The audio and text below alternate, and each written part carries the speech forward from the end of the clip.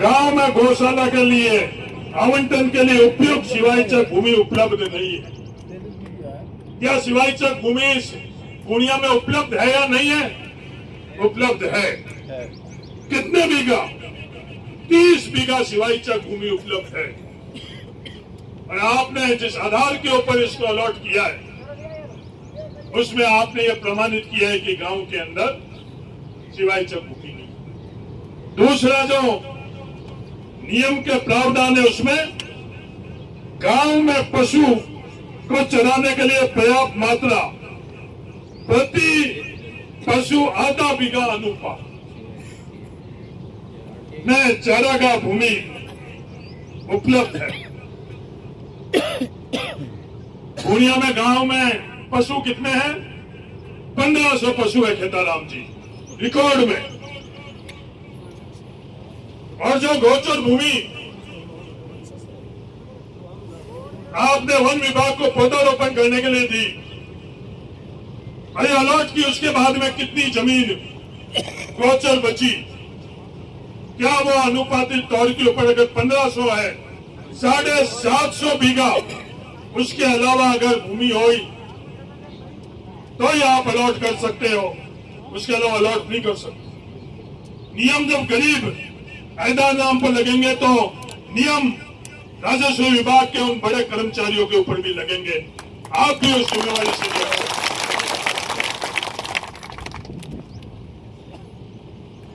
जो आपने ये आग लगाने की कोशिश करी इस भाईचारे के ऊपर, तो इस पूर्णिया में तो कहीं आग नहीं लगेगी।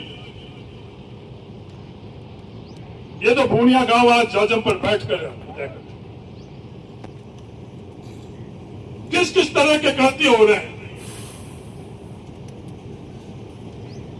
इस इलाके के अंदर, जब कभी अपन ने कल्पना नहीं करी। अगर आज अपन सतर्क नहीं होंगे, आज जब इतनी बदतर हालत हो गई है, तो आने वाले वक्त के अंदर क्या हालात होंगे, मैं पूर्णिया गांव की जाजम में कहना चाहता हूं।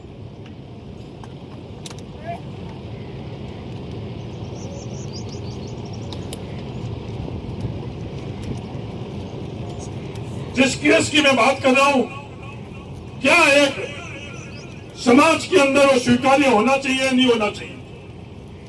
और ये कौन कर रहे हैं?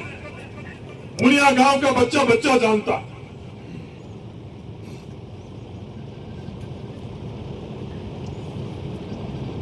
इससे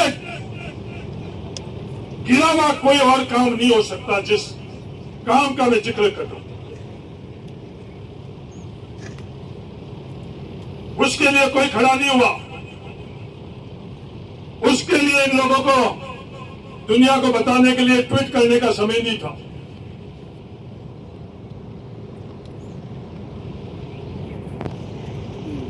वो कौन थी? हिंदू थी, मुसलमान थी? क्या उस वक्त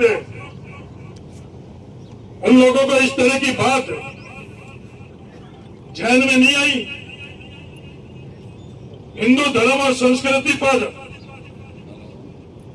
असहनीय, ये उनके ध्यान में बात नहीं आई? केस दर्ज होने के बाद महीने भर से ऊपर हो गया,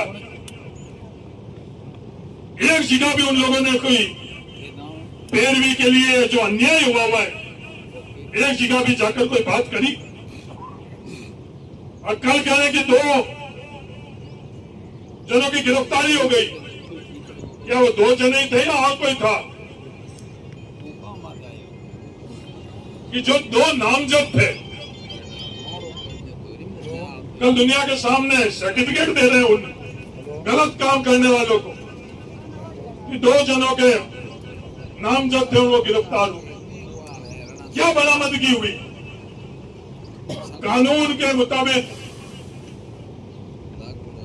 क्या बरामदगी? कुछ भी नहीं हुआ। और उसके लिए जिम्मेवार कौन? और ये मौन और चुप से आगे बढ़कर उन लोगों की पैरवी कर रहे हैं।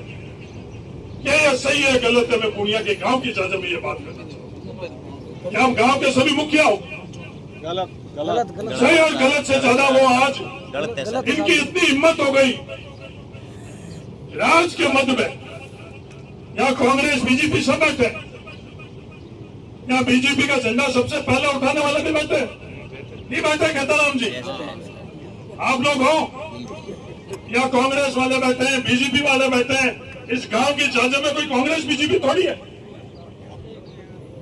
पर आज उनकी हिम्मत कि उनके पक्ष के अंदर उनको सर्टिफिकेट देने के लिए जिस कृत्यों को किसी भी तरह से कोई भी इंसान स्वीकार्य नहीं कर सकता, उनके लिए इससे और गलत चीज कुछ नहीं हो सकती।